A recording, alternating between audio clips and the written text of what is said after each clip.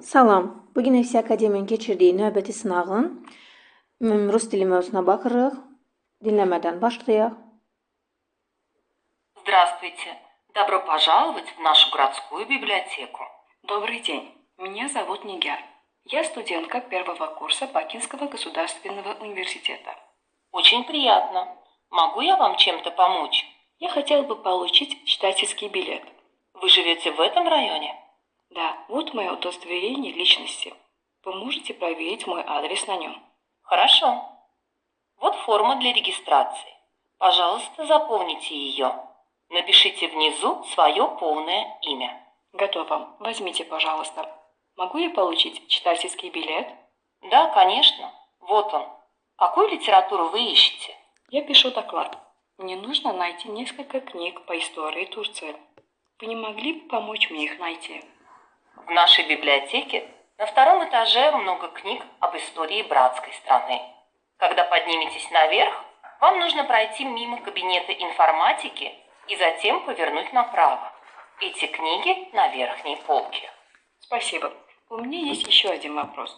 Мой однокурсник Джейхун ищет литературу об истории Карабаха. Где он может найти ее?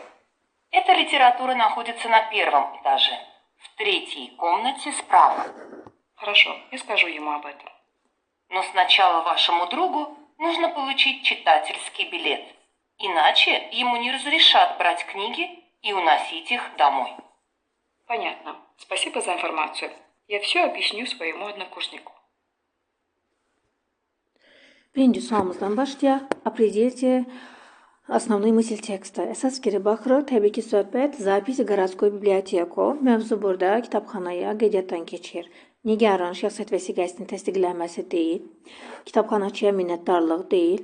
Türkiyə haqqında hesabat deyil. Türkiyənin tarixi haqqında İY variantında Nigarın kurs yoldaşı için olan kitablar değil. Ikinci суалда неверное утверждение по тексту. Здесь неверное то, что Джейхун интересуется литературой об истории. Об Турции нет. O Karabahı olmalıydı. Ona görə Türkiyə haqqında Nigar maraqlanırdı. E variantı səhvdir. Digər versiyalar doğrudur. Bakı dövlətdə oxuyurdu Nigar. Kitabxanaya necə qeydiyyatdan keçmək lazımdırsa izah eləyəcək Nigar. Deməli, ikinci mərtəbədə yerləşir. Kitabxana hansı ki lazımdır qardaş ölkələr haqqında.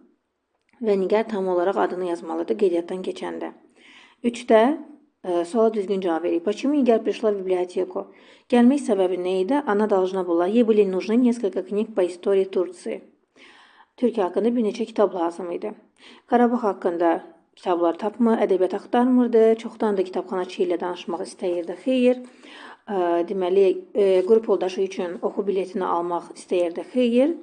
Və kitabxanaçıya şəxsi vəsiqəsini göstərmək lazım idi. Xeyr. 4-də. Что нужно сделать Джейхуну, прежде чем брать книги домой? Kitabı evə götürməkdən öncə o nə etməlidir? Oxu biletini almalıdır. Читательский билет. 5. Какую литературу искал Джейхун? Конечно, по истории Карабаха.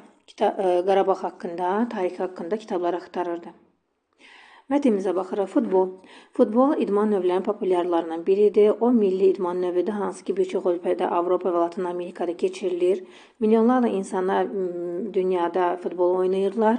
Bu idman növü Olimpiya oyunlar proqramına da daxil olub. Hətta futbola oyunlar bənzər oyunları hətta Kitayda 400 il bundan öncə, eramızdan öncə 400-cü ildə oynayırdılar. Misirlilər isə bu oyuna həm də oynayırdılar. Haradakı ayağına topa təpikləyərək, vuraraq oyun oynayırdılar. Təxminən deməli eramızın 200-cü ilində Romalılar da bu oyunu oynayırdılar. Hansı ki iki komandaya bölünürdü və bir komanda digər komandanın deməli xəttindən topu keçirməli idi ki, qalib gəlsin. Самый ранее известная нам forma. Ən erkəni isə indiki oynadığımız futbolun ən erkən forması isə İngiltərədə də həmçinin oynayırdılar. Oyun böyük sahədə keçirilirdi. İki böyük komanda arasında, bəzən isə bütün kəndlər arasında keçirilə bilirdi. Müasir futbol isə 1863-cü ildə İngiltərədə yaranır. Deməli, o vaxtı bu oyunların qaydaları da peyda oldu. O zamandan bəri çoxlu qaydalar dəyişdi bu idmanla bağlı. İndi futbol dünya səviyyəsinə qədər yüksəlib. deməli, həm ona nivo bu söz işarələnməli idi, qaralmalı idi. Ona həm kişi, həm qadınlar oynayır. Deməli, həm daxili çempionatlar keçirilir ölkədə, həm də ki, Avropa və dünya çempionatları da keçirilə bilir. 6-cı sual. 6.1. Футбол является популярным видом спорта для миллионов людей. Конечно, A variantı. 6.2-də bizim günlərdə də çempionat keçirilir dünya üzrə futbol haqqında, bəli. 6.3-də hətta qədim zamanlar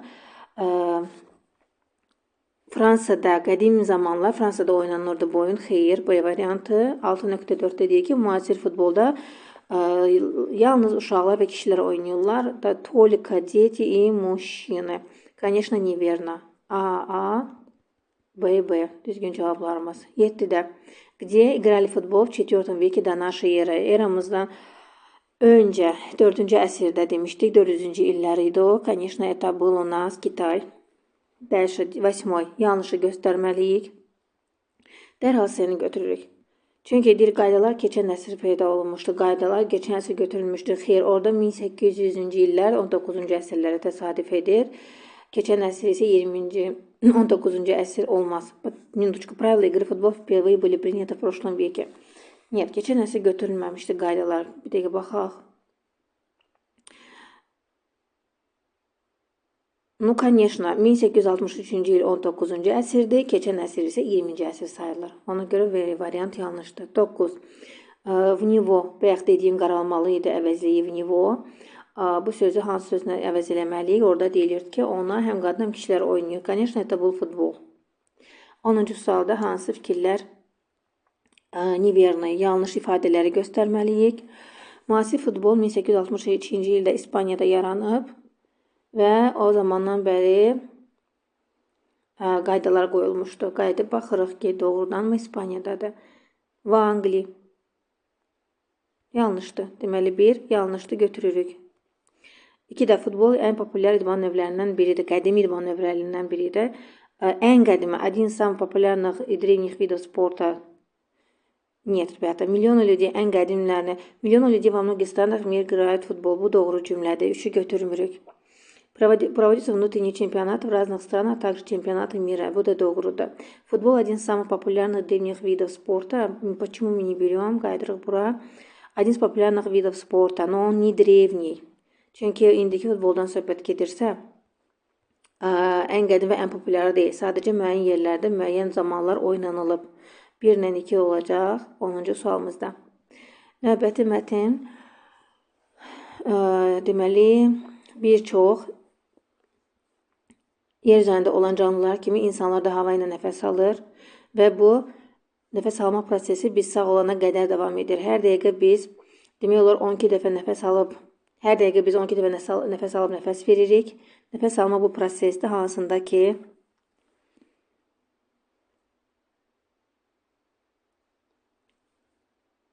o bir prosesdir ki, haradakı ağciyərlərinə götürdüyü nəfəsi geridə verir, buraxır havaya. Ki, qrudiy deməli, ağciyərlər sinədə yerləşir. Onlar qartan ilə birləşir. Hansı ki, turbaya bənzər bir qartandır. Onunla birləşirlər. O birləşdirir ağciyərləri. Hansı ki, trakeya adlanır. Deməli, hava burun və ağızdan keçərək həmin bu trakeyaya daxil olur. Hava daxil olarkən ağciyərlər həcmi böyüyür və hava ağciyər tərəfindən sovrulur. Ki, ağciyərləri sovrulur. Bu zaman baş verir ki, nə zaman ki, ağciyərlər deməli, qabırğaları, sümükləri, əzəllərə qalxır və çölə tərəf əyilir. Və xüsusi əzələlər isə hansı ki, ağciyərin altındadır, hansı ki, diafraqma adlanır, aşağı düşür. Deməli, havanı bayra buraxarkən isə, nəfəsi verərkən isə həmin sinəmiz aşağı düşür, diafraqma isə yuxarı qalxır. Deməli, əzələlər, deməli, qabırğanın əzələləri boşalır və aşağı düşür. Deməli, sinə həcmdə azalır və sinə həcmi azaldığına görə də hava ağciyərlərdən sıxılaraq bayra çıxır. Deməli, yetkin adamın ağciyərləri təxmini deməli, могут вместить 5 litr воздуха, 5 litr hava özündə tuta bilir. Amma normal bir nəfəs almada sadəcə pol litr havası götürüb buraxa bilir insan. Deməli, мы dışım все время. Biz hər zaman nəfəs alırıq, çünki bizim orqanizmə kislorod zapası çox vacibdir. Biz kislorodu istifadə edirik ki, orqanizmdə olan, так, чтобы выделить энергию своей пищи. Biz ona görə nəfəs alırıq ki, qidamızdan enerji əldə edək. Bu proses окисление adlanır, окисление prosesi. Biz həm də onun üçün də nəfəs almalıyıq ki, içimizdə olan uqlekisli qazdan azad olaq, hansı ki, nəfəs alma zamanı içəridə baş verir, yəni zəhərli qazdan, lazımsız olan artıq havadan azad olaq. Deməli, fiziki məşqlər edən zaman bizə daha çox enerji lazım olur əzələlərə, nəinki adi vaxtlar. Buna görə də daha tez-tez sürətlə nəfəs almağa salırıq, daha çox kislorod əldə etmək üçün və daha çox qidadan enerji ala bilək deyə, hansı ki, orqanizmimizdə var. Biz digər yerüstü bütün canlılar kimi kislorod əldə edirik havadan.